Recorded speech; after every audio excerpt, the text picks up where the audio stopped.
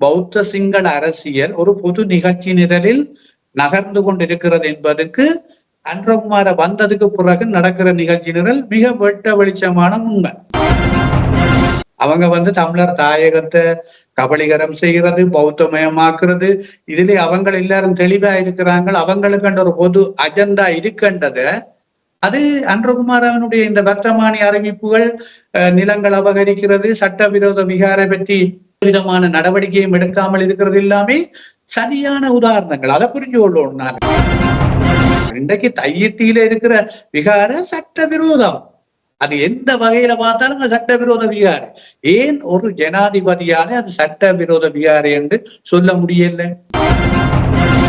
எங்களுடைய மக்களுடைய வாக்குகள் தமிழ் தேசிய கட்சிகளுக்குத்தான் அளிக்கப்பட வேண்டும். அதன் மூலம்தான் தமிழர்களுடைய பிரதேச அரசியலை நாங்கள் தக்க வச்சுக் கொள்ள முடியும். அந்த பிரதேச அரசியலை அதிகாரத்தை நாங்கள் இழந்து விட்டோம் என்று சொன்னால் எங்களுடைய தேசம், எங்களுடைய இறமை, எங்களுடைய சுயமை ஒன்றுமே இல்லை என்பதை நீங்கள் புரிந்து கொள்ள வேண்டும். இதுவரை இருந்த ஆட்சியாளர்களை விட மிக மோசமானவர்கள் என்பதை தமிழ் மக்கள் புரிந்து கொள்ளும்.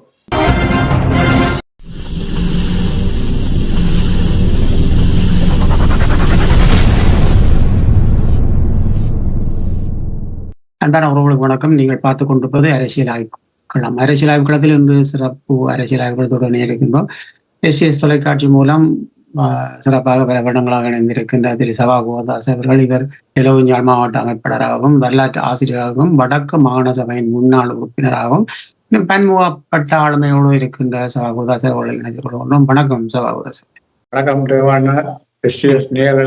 வணக்கம். வளமையாக நாங்கள் பார்க்கின்ற பார்வையாக தாயகத்தில் இப்பொழுது நடைபெறுகின்ற அந்த விடயங்களை பற்றி ஒரு மேற்பார்வையாக நீங்கள் வளமையாக கூறுவது போல அதோடு நாங்கள் இன்றைய அரசியல் ஆய்வுக்கூடத்தில் செல்வோம். இன்றைய தினம் உலக தொழிலாளர் தினம் என்ற வகையில் எல்லா நாடுகளிலும் தொழிலாளர்கள் தங்களுடைய உரிமைகள் தொடர்பாக குரல் கொடுக்கின்ற ஒரு நாளாக இந்த நாள் இருக்கிறது. அந்த வகையில் ஸ்ரீலங்காவிலும் பல்வேறு இடங்களில், தமிழர் தாயகத்திலும் சரி ஏனைய இடங்களிலும் இந்த தொழிலாளர் தொடர்பான ஊர்வலங்கள் மற்றும் கூட்டங்கள் நடைபெற்று இருக்கின்றன. அதைவிட எதிர்வரும் 6ஆம் தேதி நடைபெற இருக்கின்ற உள்ளூராட்சி மன்ற தேர்தல்கள் தொடர்பில் பல்வேறு தரப்பினருக்கும் இடையில் பிரசாரங்களும் மற்றும் ஒவ்வொரு பிரதேச ரீதியாக அரசாங்கத்தினுடைய சில முன்னகர்வுகளும், குறிப்பாக தமிழர் தாயக பகுதியில் ஆளுங்கட்சி அரசாங்கம் பாராளுமன்ற தேர்தல் போன்ற ஒரு பாரிய வெற்றியை எடுத்திட வேண்டும் என்ற வகையில் பல்வேறு பிரயத்தனங்களை மேற்கொண்டு கொண்டிருக்கிறார்கள். இவ்வாறான ஒரு கள சூழல் தான் தற்போது தமிழர் தாயகத்தில் காணப்பட்டு கொண்டிருக்கிறது. 2 தினங்களுக்கு முன்னம் ஒரு பாடலை கேட்கக்கூடியதாக இருந்தது. அந்த பாடலில் வருகின்ற விடயங்கள் அனைத்துமே உண்மையானதா அல்லது ஜனாதிபதியின் அங்கீகாரத்தோடு அது வெளியிடப்பட்டதா? இது எப்படி இந்த பாடல் வருகின்ற தலைவருக்கு சிலை அமைப்போம், பெரிய சிலை, அவருடைய அந்நியாருக்கான விஷயம் செய்வோம், அவற்றை கொள்ளுதான் எங்கிட கொள்ளு என்று சொல்லி வருகின்றது. இதன் நிலைப்பாடு எப்படி இருக்கின்றது? உண்மையாக இந்த விடயம் தொடர்பில் உங்களை போன்ற பலருக்கு பல்வேறு சந்தேகங்கள் இருக்கிறது. ஆனால் இங்கே தமிழர் தாயக பகுதியில் அன்றகுமார திசாநாயகாவினுடைய அரசாங்கம், அதன் பிரதிநிதிகள் உரையாடுகின்ற, அவர்கள் சொல்லுகிற விடயங்களை பார்க்கிற போது மக்கள் கடந்த கால நாட்களை விட பாரிய ஏமாற்றங்களை சந்திச்சு கொண்டிருக்கிறார்கள். காரணம், அவர்கள் சொல்லுவது ஒன்றுமே நடைபெறுவதாக இல்லை. அதே நேரம் சொல்லுபவை எல்லாம் தேர்தலில் வாக்குகளை பெறுவதன் நோக்கத்தை அடிப்படையாக கொண்டுதான் அவர்களுடைய செயற்பாடுகள் அமைந்திருக்கின்றன. அந்த பாடல் உண்மையிலேயே அது அன்றகுமார தரப்பிற்கு தெரியுமா தெரியாதா என்ற கேள்விக்கு அப்பால் அவர்களுடைய தரப்பு சார்ந்த பினாமிகள், பிரதிநிதிகள் தான் அந்த செயற்பாட்டை இங்கு முன்னெடுக்கிறார்கள். அவருடைய பிரதானமான இலக்கு வல்வெட்டித்துறை. எங்களுடைய தேசிய தலைவர் பிறந்த மண் வல்வெட்டித்துறை. அந்த வல்வெட்டித்துறை நகர சபை கைப்பற்றி விட வேண்டும் என்ற எண்ணம் அவர்களிடம் மிக தீவிரமாக இருக்கிறது. காரணம், அவர்கள் தமிழ் மக்களை ஆசுவாசப்படுத்தி, தமிழ் மக்களை ஏமாற்றி தமிழ் மக்கள் மிக ஆழ்மனதில் வச்சிருக்கிற ஒரு தலைவன் என்று சொன்னால் அது தேசிய தலைவர் பிரபாகரன் அவர்கள் தான். ஆகவே அந்த மண்ணில் பிறந்த அந்த தலைவருடைய மண்ணில் போய் நாங்கள் தலைவருக்கு வெள்ளியில் சிலை வைப்போம், தங்கத்தில் சிலை வைப்போம் என்றெல்லாம் சொல்லி அந்த மக்களிடமிருந்து வாக்குகளை கபளீகரம் செய்து அந்த வல்வெட்டித்துறை நகரசபையை கைப்பற்றி விட வேண்டும் என்ற நோக்கம்தான் அவரிடம் இருக்கிறதை ஒழிய, என்னை பொறுத்தவரையில் அவர்கள் ஆழ்மனதில் அந்த சிலை வைப்பதற்கான நோக்கங்களோ எதுவுமே இல்லை. அப்படி அந்த தலைவரை நேசிக்கின்ற அல்லது தலைவருடைய கோட்பாட்டை நேசிக்கின்றவர்களாக இருந்திருந்தால் அவர்கள் ஆட்சிக்கு வருவதற்கு முதல் நடந்த விடயங்களை நாங்கள் இதில் ஒரு கணம் பேசாமல் ஆட்சிக்கு வந்த பிறகான நாட்களை நாங்கள் சிந்தித்து பார்த்தால் இன்று 8 மாதங்கள் ஆகிறது. 8 மாதங்களுக்குள் பயங்கரவாத தடை சட்டத்தை நினைத்திருந்தால் பாராளுமன்றம் கூடியதன் முதல் தரப்பிலேயே அந்த சட்டத்தை நீக்கி இருக்க முடியும். ஆகவே அவர்கள் பயங்கரவாத தடை சட்டத்தை அவர்கள் நீக்க தயாராக இல்லை. அதே நேரம் விடுதலை புலிகளை அவர்கள் தொடர்ந்தும் ஒரு பயங்கரவாத அமைப்பாகத்தான் அவர்கள் பார்க்கிறார்கள். அதன் அடிப்படையில் தான் இன்றும் வெளிநாடுகளில் பல அமைப்புகளுக்கும் தனிப்பட்ட நபர்களுக்குமான தடையை இந்த அரசாங்கம் வந்த பிற்பாடும் கடந்த கால அரசுகளைப் போல அந்த தடையை அவர்கள் போட்டார்கள்.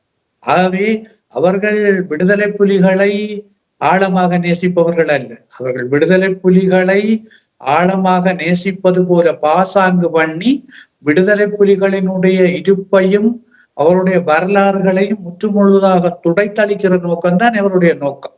அதாவது எப்படி பாராளுமன்றத்தில் வடக்கில் 6 ஆசனங்களை பெற்றுக் கொண்டார்களோ அதே போல உள்ளூராட்சி மன்ற சபைகளையும் பிடித்து அதன் பிறகு வருகிற மாகாண சபை தேர்தலையும் அந்த மாகாண சபையையும் தாங்கள் கபளீகரம் செய்து அதற்கு பிறகு அவர்கள் சர்வதேசத்துக்கு சொல்ல போவது இதுவரை விடுதலை போராட்டமாக இருக்கலாம், தமிழோட ஜனநாயக அரசியலாக இருக்கலாம், எல்லாம் தமிழ் மக்களை ஏமாற்றி இருக்கிறார்கள். நாங்கள் அவருடைய உண்மை நிலவரத்தை அறிந்து இன்று அவர்கள் எங்களுக்கு முழுமையான ஆதரவு தந்திருக்கிறார்கள். ஆகவே தமிழ் மக்களுக்கு ஒரு பிரச்சனையும் இல்லை, நாங்கள் பார்த்து கொள்ளுவோம், அது எங்களுக்கு பிரதிநிதித்துவத்தை அவர்கள் தந்து விட்டார்கள். ஆகவே இதுல சர்வதேசம் தமிழர் தொடர்பான பிரச்சனையை பற்றி கலைக்க தேவையில்லை. இத்துடன் எங்களுடைய அரசியலும் எங்களுடைய இருப்பும் முடிவடைந்து விடும். இதுதான் இருக்கிற மிக ஒரு ஆபத்தான அரசியல். இவர்கள் கடந்த கால ஆட்சியாளர்களை விட மிக மோசமான ஒரு தந்திரோபாயத்தை கையில் எடுத்திருக்கிறார்கள். எளிமையாக வந்து பிளாஸ்டிக் கதிரையிலிருந்து மண்ணுக்குள் இருந்து அவர்களுடன் நெஞ்சை தடவி நாங்கள் உங்களை காதலிக்கிறோம், பெரிய அன்பு வைத்திருக்கிறோம் என்று சொல்லி எங்களுடைய மக்களை ஆசாபாசப்படுத்தி மிக பிரதானமாக இருக்கிற எங்களுடைய அரசியலை பறித்தெடுக்க முயற்சிக்கிறார்கள். இதுதான் அங்கு நடக்கவிருக்கிற விடயமே ஒழிய அவர்கள் நான் வெளிப்படையாக இந்த இடத்தில் அந்த தரப்பு, இந்த பாடல் பாடுகிற தரப்பாக இருக்கலாம் அல்லது விடுதலை புலிகள் பற்றி புகழ் பாடுகிற ஏமாற்று தரப்புகளை நான் கேட்கிறேன். நீங்கள் நினைத்தால் ஏன் பயங்கரவாத தடை சட்டத்தை எடுக்க முடியவில்லை? அரசியல் கைதிகளை ஏன் விடுதலை செய்ய முடியவில்லை? தமிழீழ விடுதலை புலிகள் ஒரு பயங்கரவாத அமைப்பு அல்ல, அது தமிழினத்தின் விடுதலைக்காக போராடிய அமைப்பு என்று ஏன் நீங்கள் பிரகடனப்படுத்த முடியவில்லை?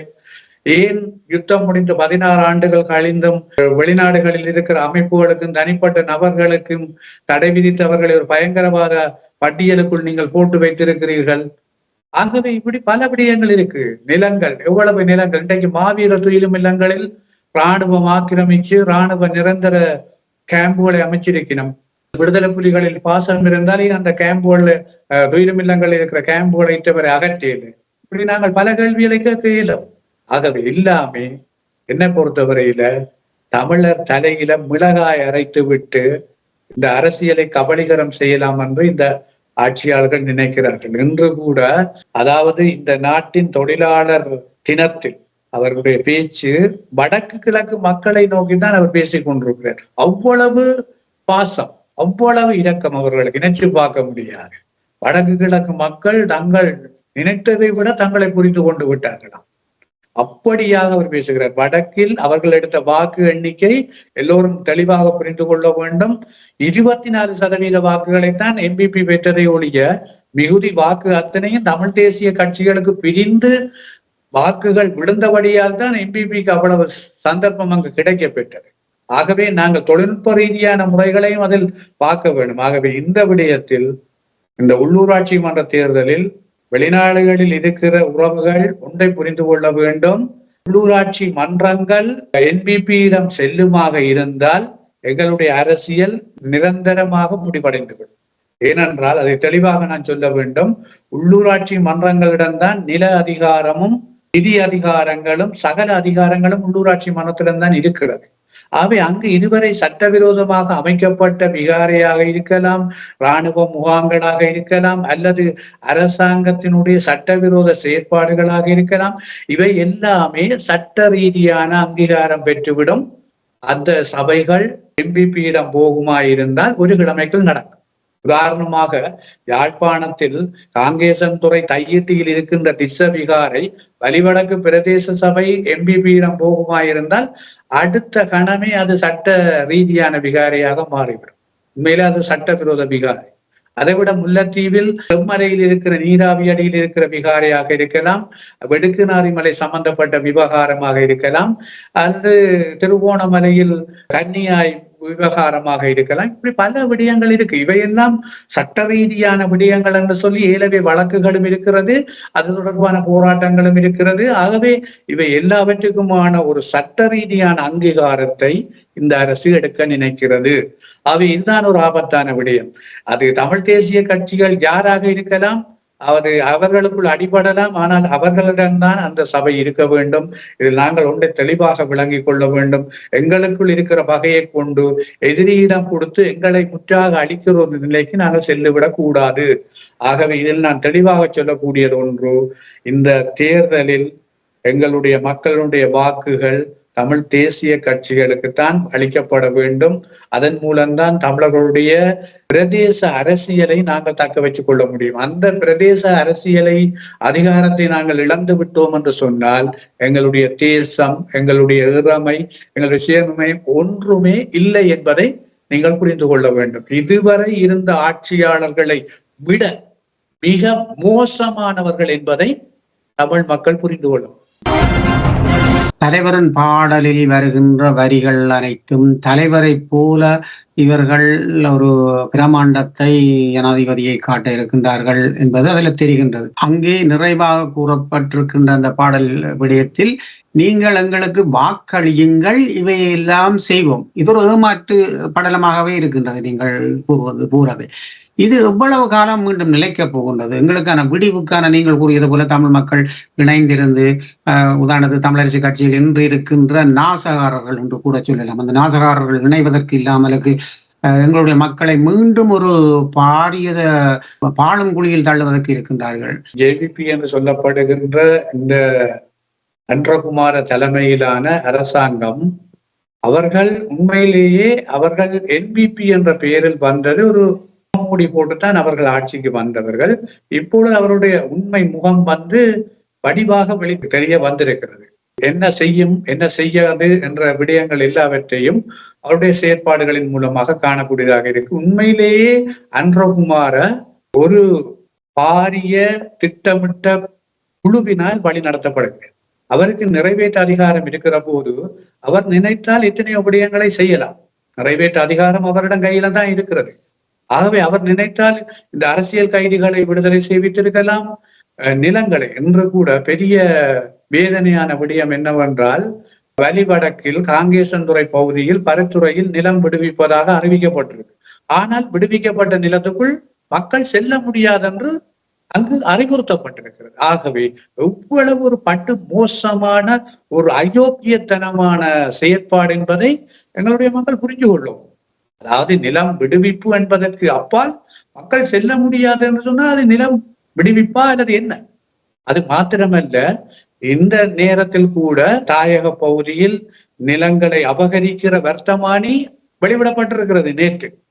அது மாத்திரமல்ல, வடக்கு கிழக்கில் 55% நிலப்பரப்பு வனவள திணைக்களம் டேகோ பண்ணி வர்த்தமானி அறிவித்தல் விட்டுருக்கு. ஆகவே தமிழர் தாயகத்தில 55% வனர ஈவராசிகள் திணைக்களம் டேக் ஓவர் பண்றதுக்கு வர்த்தமானி விட்டுருக்குன்னு சொன்னால் இனியுமா நாங்கள் இவர்களுடைய கதையை கேட்டுக்கொண்டிருக்க போறோம். அது மாத்திரமல்ல, இந்த ஊழல் ஒழிப்புன்னு சொல்லி வடக்கு கிழக்குல வந்து, அதுவும் வடக்கு மாகாணத்துல வந்து கூடுதலாக இந்த அன்ற தரப்பு பேசி கொண்டிருக்கு. நாங்கள் ஒன்றை கேட்கிறோம், இந்த நாட்டில ஊழல் செய்தது முழுக்க யாரையா? நீங்க ஆதரவு கொடுத்து இந்த யுத்தத்தை முடிச்சு வச்ச ராஜபக்ச குடும்பம் தான் பாரிய ஊழலை செய்தவங்க. அதுக்கு முதல் இருந்த ஆட்சியாளர்களும் ஊழல்களை செய்திருக்கிறோம். தமிழர் தரப்புல யாரையா ஊழல் செய்தது? ஏன் ஊழல் ஒழிப்புன்னு சொல்லி வடக்குல வந்து கதைச்சு கொண்டிருக்கு. தென்னிலங்கையில ஊழல் செய்த பெரும் பெரும் புள்ளிகள் எல்லாம் இவர்களால பாதுகாக்கப்பட்டு கொண்டிருக்கிறார்கள். சும்மா அவர்களினுடைய கைக்கூலிகளையும் அவர்களுடைய பினாமிகளையும் பிடிச்சு போட்டு பிணையில விட்டுட்டு அல்லது தேர்தலுக்காக அவர்களை பிடிச்சு சிறையில அடைச்சி வச்சிருக்கிற மாதிரி அடைச்சி வச்சுட்டு எடி தேர்தல் முடிய அவைகள் எல்லாரையும் விடுறது. இதெல்லாம் தேர்தலுக்கான ஏமாற்று. என்னை பொறுத்தவரை இல்ல, ஊழல் ஒழிப்புன்னு சொல்றாங்க. இவங்க அதை விட மோசமான ஊழலை இவங்கள் தான் செய்யறாங்க.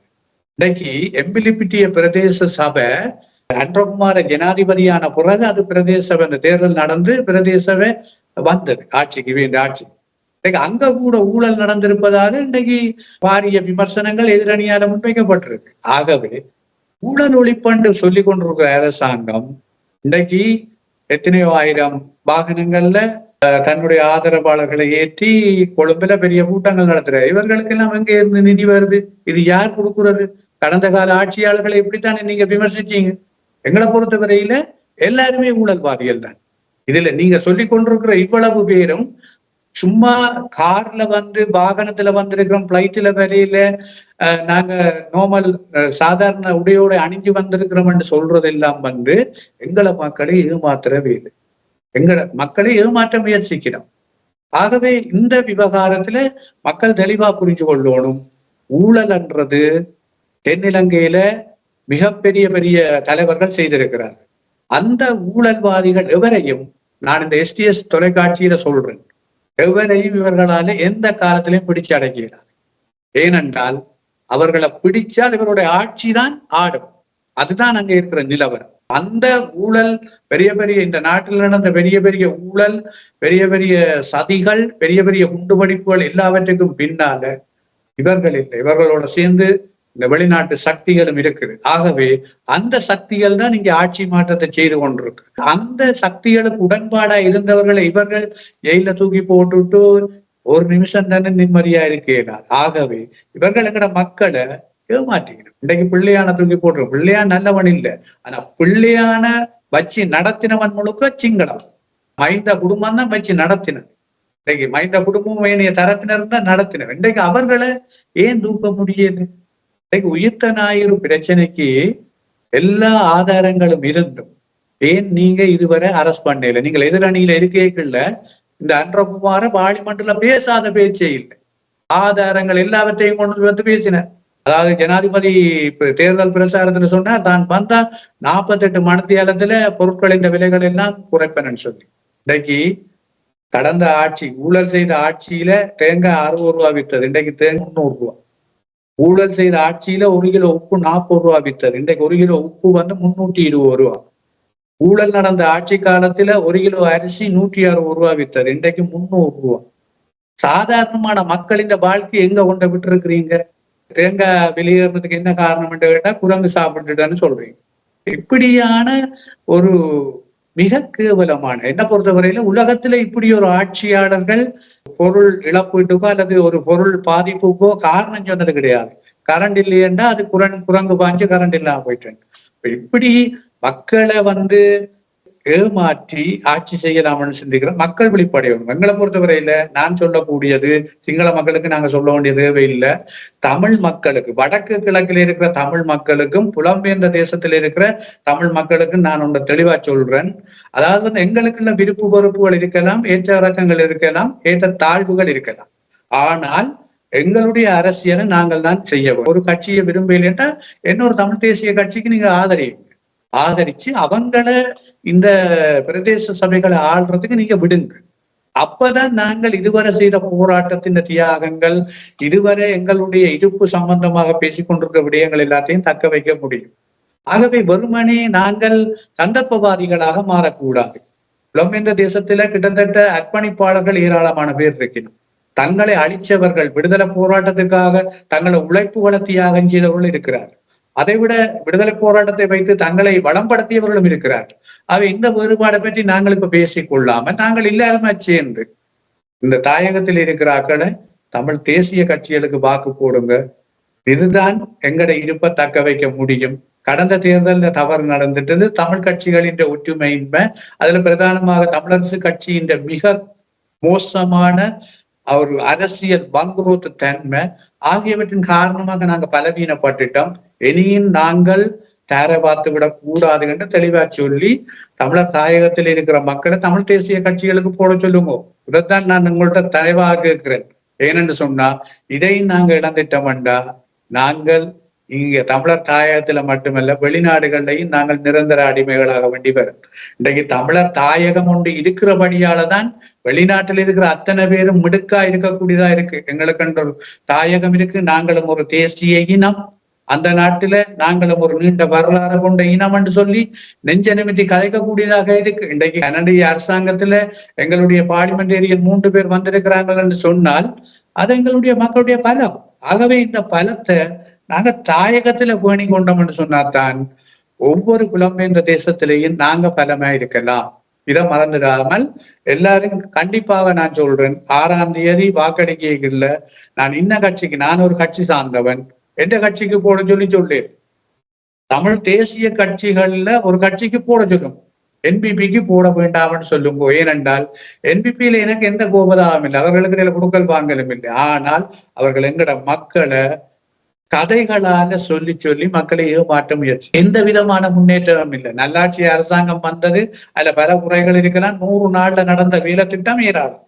100 நாளுக்குள்ள 3750 ஏக்கர் காணி விடப்பட்டது. இன்றைக்கு 7 மாதம் கடந்திருக்கு, 220 நாட்கள் கடந்து கொண்டிருக்கு. ஒரு துண்டு நிலம் கூட விடையில. விட்ட ரோட்டுக்கும் காலமே 6 மணிலேருந்து பின்னேரம் 5 மணி மட்டும் போகலாம், அருகில இறங்க இயலாது, ஒன்றுக்கு இருக்க இயலாது, அப்படி என்றெல்லாம் சட்டங்கள் போட்டிருக்கு. இப்படியான எங்கட ரோட்டுல நாங்க போடுறதுக்கே சட்டங்கள் வரையப்பட்டிருக்குன்னு சொன்னால் எப்படி ஆட்சி தொடரப்போகுதுன்றதை நீங்க புரிஞ்சு கொள்ளுங்க. இது திட்டமிட்டு இவ்வளவு இலங்கையில இன்றைக்கு இவ்வளவு மக்களும் வாடுகிற போது, குறிப்பாக நான் சொல்றது சிங்கள மக்கள், முஸ்லிம் மக்கள், மலையக தமிழ் மக்கள் இருக்கிற போது அவர்களுக்கு ஏன் வடக்கு தமிழ் மக்கள்ல பெரும் பாசம் ஏற்பட்டிருக்கின்ற கேள்விய நீங்கள் ஒவ்வொருவரும் சிந்தியுங்கோ, கேட்டு கேட்டு. ஏன் ஏன் ஏன் அங்கதான் இருக்கு விட. வடக்கு கிழக்கு தமிழ் மக்கள் தானையா இந்த நாட்டின் நிம்மதியை தீர்மானிக்கிற தரப்பு. அந்த மக்களின் இனப்பிரச்சனை தீர்க்கப்பட்டாதான் இந்த நாடு நிம்மதி அடையும், இல்லையாண்டா நிம்மதி அடையாது. இதை சரியா புரிஞ்சு கொண்டுதான் அவங்க வடக்கு மக்கள் மீது கரிசனை கொண்டு கதைக்கிறாங்க. வடக்கு மக்கள் மீது அந்த கரிசனையில தான் கதைக்கிறாங்க. இந்த பிரச்சனையை தாங்கள் முடிச்சு போட்டு இந்த நாட்டில் ஒரு பிரச்சனையும் இல்லையான்னு சொல்லுவோம். அதை அரசியலை கேப்சர் பண்ண பாக்குறாங்க. அதுல முதலாவது வெற்றி அவங்க பார்லிமெண்டேரியன் எடுத்து அந்த அடிமைகள் கதைக்கிற கதைகள், அடிமைகள் சொல்லுகிற சொற்களை நீங்கள் கேட்கிறீங்கள் தானே, என்ன சொல்றாங்க, என்ன கதைக்கிறாங்க. அவங்களால ஒரு துரும்பெடுக்க முடிஞ்சுதா, ஒரு தீர்மானம் எடுக்க முடிஞ்சுதா, தமிழ் மக்களுக்கு சார்பாக ஒரு செயற்பாடு செய்ய முடிஞ்சுதா? ஒட்டுமே இல்லை. இன்னைக்கு முஸ்லிம் மக்கள் எவ்வளவு பேர் இருக்கணும், ஏன் முஸ்லிம் மக்களுக்கு இந்த ஜனாதிபதி போய் கதைக்க இல்லை? அண்ட் அவங்க இந்த நாட்டில் ஒரு திரட்டு இல்லை. இன்றைக்கு மலையக மக்கள் இருக்கணும், தோட்ட தொழிலாளிகள் எவ்வளவு பேர் இருக்கணும், அவரோட சம்பளம் சம்பந்தமா கதைக்கவே இல்லையே. ஏன் அவரோட கதைக்கல? அவர்கள் இந்த நாட்டுக்கு ஒரு பெரிய பிரச்சனையா இல்லை. இந்த நாட்டுக்கு பெரிய பிரச்சனையா இருக்கிறது வடக்கு கிழக்கு தமிழர்கள் தான். அவங்கட பிரச்சனைய அரசியல் ரீதியா கபலீகரம் செய்துட்டாலேயா இந்த நாட்டுல ஒரு பிரச்சனையும் இல்லை. ஒரு வெளிநாடும் கதைக்கிறார். இன்றைக்கு ஐரோப்பிய ஒன்றியம் GSP பிளஸ் சரிகையோ அல்லது இந்த பயங்கரவாத தடை சட்டமன்றோ அல்லது அரசியல் தீர்வு ஒரு நாடும் கதைக்கிறார். அவங்க சொல்லிடுவாங்க, இந்த பிரதிநிதிகள் வந்துட்டமே, எங்கட அடிமையல் வந்து நிக்கிறே பாருங்க, என்ன பிரச்சனை, தமிழ் மக்களுக்கு ஒரு பிரச்சனையும் இல்லைன்னா அவங்க சொல்லி முடிச்சு விட்டுருவாங்க. ஆகவே இது ஒரு ஆபத்தான கட்டம். இதை டயஸ்போராவும் தாயகத்தில் இருக்கிற மக்களும் புரிஞ்சு கொள்ளணும். நாங்கள் எங்களால் இயன்ற அளவு சொல்றோம். தவறு தமிழ் கட்சிகள்ல இருக்கு, நான் திரும்ப திரும்ப சொல்றேன், தவறு தமிழ் கட்சிகள்ல இருக்கு. அது பிரதானமா இலங்கை தமிழரசு கட்சியில இருக்கு. அது இறந்துட்டார் ஒரு தலைவர் மாவசேனாதிராஜா, அதுக்கு முதல் சம்பந்தன் இறந்துட்டார்.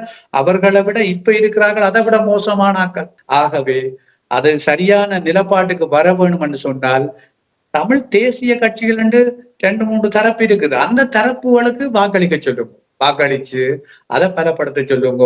ஏதோ ஒரு வகையில நாங்களே எங்கட விரைவிதனால எங்கட கண்ணை குத்தி கிழிக்கிறதாக இருக்கக்கூடாது. எங்கட கையால எங்கட தரப்புக்கு புள்ளடி போட்டால்தான் அதை நாங்கள் தக்க வச்சு கொள்ள முடியும் என்பதுதான் என்னுடைய கருத்து. நீங்கள் கூறியது போலும் சரி, இங்க புறம்பெயர் நாடுகளிலே கூறுவது போலவும் சரி, இந்த தமிழரசு கட்சி கதிரையை மட்டும் வைத்துக் கொண்டு எவ்வளவு காலம் இந்த தமிழ் மக்களை ஏமாற்ற போகின்றது? ஆரம்ப புள்ளியில் துவங்கிய விடயம் எங்கேயோ பேர்ந்து இப்பொழுது நடத்துகின்றவர்கள், அதில் புகுந்திருப்பவர்கள் அதில் இருந்து கொண்டு முதலாவதாக வெளியேற வேண்டும். வெளியேறினாலே ஓரளவுக்கு தமிழரசு கட்சி முன்னிலைக்கு வந்து மற்றவர்களுடன் பேச்சுவார்த்தை நடத்தி இணைந்து பயணிக்கக்கூடிய ஒரு சாத்தியக்கூறு இருக்கும் என்று அதை அங்கு மனம் பார்க்கின்றார்கள் தாயத்தில். சுமந்திரனை இந்த முறை மக்கள் தோற்கடிச்சதே அதுக்கு தானே. தமிழ் மக்கள் தோற்கடிச்சவே அவர் தேவையில்லை. அது தமிழரசு கட்சியில் இருந்த பெரும்பாலானவர்களை அவரை தோற்கடிச்சவை. ஏனென்று சொன்னால் அவர்கிட்ட விருப்பிலக்கத்துக்கு உள்ளடி போட இல்லை. ஏனென்றா அவரை வெளியேற்றணும். அதுக்கு பிறகும் அவர் கட்சியை அடாவடித்தனமா டேக் ஓவர் பண்ணித்தான் இப்ப செயலாளர், பொதுச் செயலாளர் வந்தவர் இப்ப தானே பொதுச் செயலாளர் போடுறார். அதை விட பதத்தலைவர் என்று வந்தவர் இப்ப தலைவர் என்று தானே போட்டுக் கொள்றார். இது அவர்களோட உட்கட்சி விவகாரமாக பலர் யோசிக்கலாம். என்ன பொறுத்தவரை இல்ல, அது அவர்கள் எல்லா கட்சிகளையும் ஒன்றிணைச்சு பயணிக்கக்கூடிய ஒரு சூழலை அவர்கள் திட்டமிட்டு உடைச்சிருக்கணும். அது மாத்திரமல்ல, சுமந்திரன் ஒரு டீலர். அவர் இப்பவும் பல தரப்புகளோட டீல் போட்டுத்தான் நடத்தி கொண்டிருக்கிறார். ஆகவே அந்த ஒரு ஆபத்தான நபர் இருக்கும் வரையும் என்ன பொறுத்தவரையில தமிழரசு கட்சி மாத்திரமல்ல, தமிழர் அரசியலே ஒரு சிக்கல் நிலைக்குத்தான் போய் கொண்டிருக்கு. அப்படியான நபர்கள் கட்சியில் இருந்து மாத்திரமல்ல இனத்திலிருந்தே ஒதுக்கப்படும். ஒதுக்கப்பட்டால்தான் எங்களுடைய இனம் விடுதலை பெறும், எங்களுடைய இனத்தினுடைய அரசியல் பிடிப்பு பெறும். ஆகவே அவர்கள் ஒதுக்கப்பட வேண்டும் என்பதற்காக நாங்கள் எங்களுடைய வாக்குகளை எங்களுக்கு எதிரானவர்களுக்கு கொண்டே போட்டுவிடக் கூடாது. அதுல நாங்கள் தெளிவா இருப்போம், அதுல நாங்கள் உறுதியா இருப்போம். இன்னைக்கு சிங்கள மக்களை பாருங்கோ, தங்களுக்கு ஒரு ஆட்சியாளர் பிழைச்சால் இன்னொருத்தனை சூஸ் பண்றாங்க, தெரிவு செய்யறாங்களா, தங்களுக்குள்ளதான் தெரிவு செய்யறாங்க. ஏனென்றா அவங்களுக்கு பிரச்சனை வந்து சாப்பாட்டு பிரச்சனை மட்டும்தான். அவங்களுக்கு உரிமை இல்லாம இருக்கு. அவங்க தங்களுக்கு சரியான ஒரு ஆட்சியாளனை மாத்தி மாத்தி போட்டு பார்க்கணும். ஆனா நாங்கள் எங்களுக்கு தேவையான உள்ளூர் அதை தமிழ் தேசிய அரசியலுக்குள்ளேயே ஆக்கள் இருக்கணும். அவர்களை நாங்கள் சூஸ் பண்ணணுமே தவிர நாங்கள் அதுக்காக பழமொழி இருக்கு, குலத்தோட கோபிச்சு கொண்டு அது செய்யக்கூடாதுன்னு. அதே மாதிரி நாங்கள் எங்களுக்குள்ள கோபிச்சு கொண்டு எங்களுக்கு மோசமான எதிரிக்கு கொண்டே வாய்ப்பை கொடுக்க கூடாது. எதிரி என்றது வடிவா தெரியுது. பௌத்த சிங்கள அரசியல் ஒரு பொது நிகழ்ச்சி நிரலில் நகர்ந்து கொண்டிருக்கிறது என்பதுக்கு அன்றகுமார வந்ததுக்கு பிறகு நடக்கிற நிகழ்ச்சி நிரல் மிக வெட்ட வெளிச்சமான உண்மை. அவங்க தமிழர் தாயகத்தை கபலீகரம் செய்கிறது, பௌத்தமயமாக்குறது, இதுல அவங்க எல்லாரும் தெளிவா இருக்கிறாங்க. அவங்களுக்கு ஒரு பொது அஜெண்டா இருக்கின்றத அது அன்றகுமாரவனுடைய இந்த வர்த்தமானி அறிவிப்புகள், நிலங்கள் அபகரிக்கிறது, சட்டவிரோத விகாரை பற்றி எந்த விதமான நடவடிக்கையும் எடுக்காமல் இருக்கிறது எல்லாமே சரியான உதாரணங்கள். அதை புரிஞ்சு கொள்ளணும். நான் இன்றைக்கு தையிட்டியில இருக்கிற விகார சட்டவிரோதம். அது எந்த வகையில பார்த்தாலும் அது சட்டவிரோத விகாரை. ஏன் ஒரு ஜனாதிபதியால அது சட்டவிரோத விகாரை என்று சொல்ல முடியல? சொன்னா அவர் ஆட்சியில இருக்கல. அது பொது நிகழ்ச்சி நிரல். அது அவைய பொறுத்தவரையில் அது ஆக்கிரமிப்பாக இருந்தாலும் அவர்கள் சொல்லவே மாட்டேன். ஆகவே நாங்கள் இவை எல்லாவற்றையும் புரிந்து கொண்டவர்களாக இன்றைக்கு ஒரு விடயத்தை நான் இதுல தெளிவா சொல்லணும். நாங்கள் முள்ளிவாய்க்கால் போர்க்களத்துல இறுதி களம் வரை நின்று நாங்கள் அந்த யுத்தம் நடந்து கொண்டிருக்கிற போது கண்டாவளைக்கு ஆமி வந்து கொண்டிருக்கு. கிளிநொச்சி நகரம் பிடிச்சு கண்டாவளைக்கு ஆமி வந்து கொண்டிருக்கு. ஒவ்வொரு பண்டிலையும் நூற்றுக்கணக்கான ஆமியின் பொடி சடலங்கள் எல்லாம் கிடக்கு. ஒரு கட்டத்துல கொழும்பு ஏரட்னம் வளர்ச்சாலையில 4500க்கு அதிகமான பொடிகள், இராணுவத்தின் பொடியை கொண்ட குவிச்சிட்டாங்க. அப்ப மஹிந்த ராஜபக்சவால ஒண்ணும் செய்ய முடியல. அவர் அதிர்ச்சி அடைஞ்சிட்டார். அவர் உடன் என்ன செய்யற, இனி ஒரு பொடியும் எடுக்கக்கூடாது, எல்லாம் பண்டில விடுங்கோ கிடக்கட்டும் அங்கே. அப்ப முழுக்க பண்டில இருந்தது. இராணுவம் இல்ல, இராணுவம் மிக பலவீனப்பட்டு கொண்டிருந்தது. அந்த நேரம் இந்த அன்றகுமார தலைமையிலான தரப்பு தான் கிராமமாக அவர்கள் அன்றாதபுரம் பொருணர்வ போன்ற கிராமமாக இறங்கி சிங்கள இளைஞர்களுக்கு சொன்னது, எல்டிடி பலவீனப்பட்டுட்டாங்க, நாங்கள் தொடர்ந்து அடிச்சோம்னு சொன்னா அவங்களை அழிச்சிடலாம், நீங்கள் எல்லாரும் வாங்குவோன்னு சொல்லி 18 பேருக்கு மேற்பட்ட வந்திருந்த ஆமி இறந்த பொடிகள்ல எல்லாம் மீசம் முளைக்காத ஆமி பொடிகளே அங்க இருந்தது. அப்படியான இராணுவத்தை 3 மாத பயிற்சியோட கொண்டு வந்து அங்க இறக்கி அந்த யுத்தத்தை முடிச்சு பால்சோறு கொடுத்து வெடிசுட்டு கேக்கு வெட்டின தரப்பு தான் இவர்கள் தலைவருக்கு சில வைக்கினம் தமிழ் மக்கள் மீது பாசம் கொண்டிருக்கிறேன், நீங்க அதை கேட்கிறீங்க. கேட்கிறவன் கேணியனா இருந்தா இன்னொருத்தன் என்னவோ செய்வான் என்று சொல்லுவாங்க. ஆகவே எங்கட மக்கள் ஏமாளிகளாக கூடாது. ஒரு பெரிய ஒரு வீரம் படைத்த வரலாறு கொண்ட இனம், சாதாரண இனம் இல்ல. ஆகவே எங்கட வரலாற ஒட்டுமொத்தமா குழி தோண்டி புதைக்கிறதுக்கு வந்திருக்கிறவன் தான் அன்றகுமார திசாநாயக்கா குழு. அதை நீங்க மறந்துடக்கூடாது. ஒட்டுமொத்தமாக எங்கட தமிழ் மக்களின் வரலாறையும் எங்கட அரசியலையும் குழி தோண்டி புதைக்கிறதுக்கான அரசியல் தான் முன்னெடுக்கப்படுவதே ஒழிய வேறு எவற்றுக்குமாக இல்லை. அது வேறு எவற்றுக்கும் நடக்குமா இருந்தா இப்ப அரசியல் கைதிகள் எல்லாம் விடுவிக்கப்பட்டிருப்பினும் பயங்கரவாத தடைச்சட்டம் நீக்கப்பட்டிருக்கும், பயங்கரவாத தடைச்சட்டத்துல பிடிக்கிறது தன்மையை இருந்திருக்காது. ஆகவே இப்படி பல விஷயங்கள் நடந்திருக்கு. விட நாங்கள் இனி தெளிவுபடுத்த இயலாது, இனி இடிச்சு தீர்த்த இயலாது. இவ்வளவு தெளிவா சொல்லி இருக்கிறோம். நாங்களும் உணர்வோட பல துன்பங்களோட அவலங்களோட தான் தாயகத்துல வாழ்றோம். நாங்களும் பல துன்பங்கள் அவலங்களை சந்தித்து இராணுவத்தினோட கொடுமைகளை அனுபவிச்சுதான் இந்த மண்ணில் வாழ்ந்து கொண்டிருக்கிறோம். வடக்கில உண்மையில பெரும்பாலான மக்கள் ஒரு திறந்த வழி சிறைச்சாலையில தான் வாழ்ந்து கொண்டிருக்கணும். ஆகவே இதை புலம்பெயர்ந்த தேசத்துல இருக்கிறார்கள் எல்லாருக்கும் தெரியும். புரிஞ்சு கொள்ளுங்கோ. இனியும் நீங்கள் ஒவ்வொருத்தரும் சிந்தியுங்கோ. எங்கட மண்ணுக்காக போராடி மடிந்தவர்களையும் மண்ணு போராட்டத்துக்குள்ள இறந்த மக்களையும் போராட்டத்துல வலிந்து காணாமலாக்கப்பட்டு இன்றும் கண்ணீருடன் அலைந்து திரிகிற அந்த உறவுகளையும் சிந்தியுங்கோ. சிந்திச்சு வாக்களியுங்கோ. கோபதாபங்கள் இருக்கலாம், தமிழ் தேசிய கட்சிகளுக்கு வாக்களியும். பல சிறப்பான விடயங்களை கூறியிருக்கின்றீர்கள். சிறப்பு என்பதில் பார்க்க தமிழ் மண் பற்று அது உங்களை இன்னும் பற்றி செல்லவில்லை. நீங்கள் சிறையிலிருந்து வந்தால் என்ன, விடுதலை பாதையில் பயணித்து சிறையிலிருந்து வந்தால் என்ன, இப்பொழுது ஆதங்கமாக நீங்கள் பேசுகின்ற வசனங்கள் என்றாலும் சரி, உண்மையிலேயே அதுபோக நீங்கள் இந்த கட்சியில் இருந்து கொண்டு கூட உண்மையில் நல்லவர்களுக்கு வாக்களியுங்கள் என்று கேட்கின்ற அந்த பதம் கூட உண்மையிலேயே ஒரு பொது நோக்காக மண்ணை நேசிப்பவனாக உங்களுடைய தகவல்கள் இருக்கின்றது.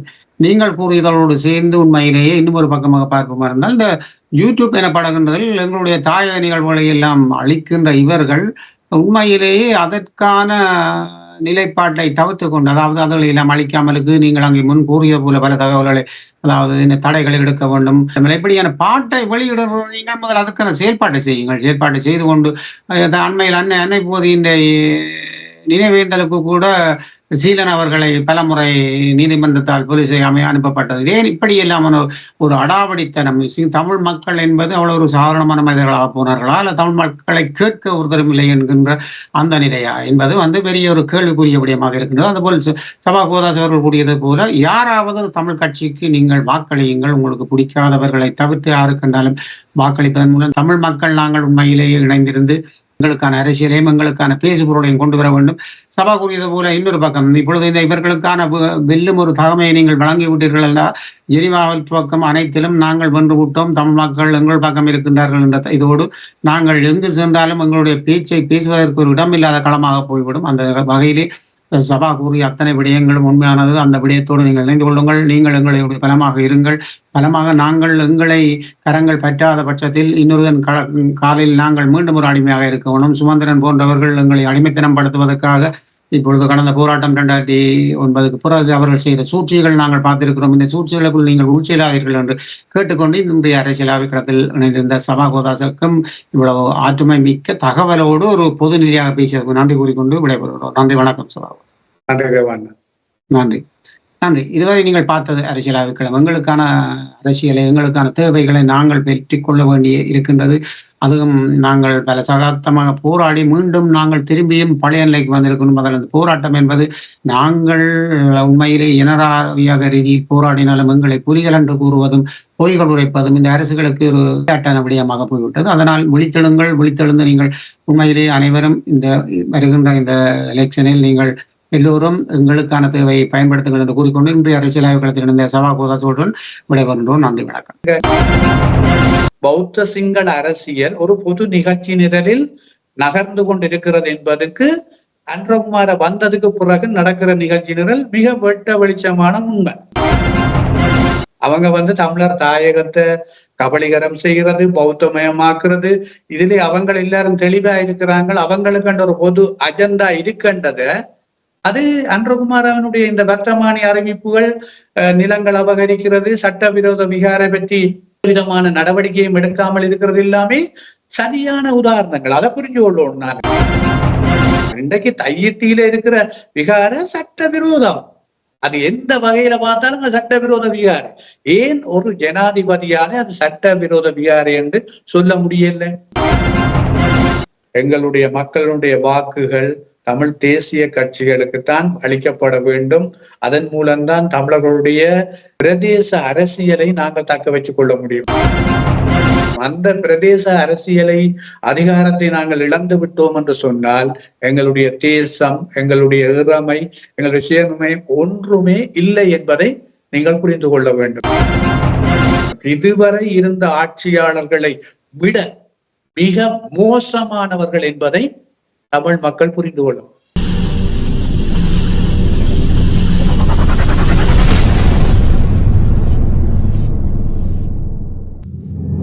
அரசியல் ஆய்வுக்களம். உண்மையோடு தமிழர்களின் உரிமை காக்க உரசிவிடும் தீக்குச்சி என தன்னை நிலைநிறுத்தி தமிழரின் அரசியல் பேசும் களமாக உங்களை தேடி வருகிறது அரசியல் ஆய்வுக்களம். அரசியல் ஆய்வுக்களம்.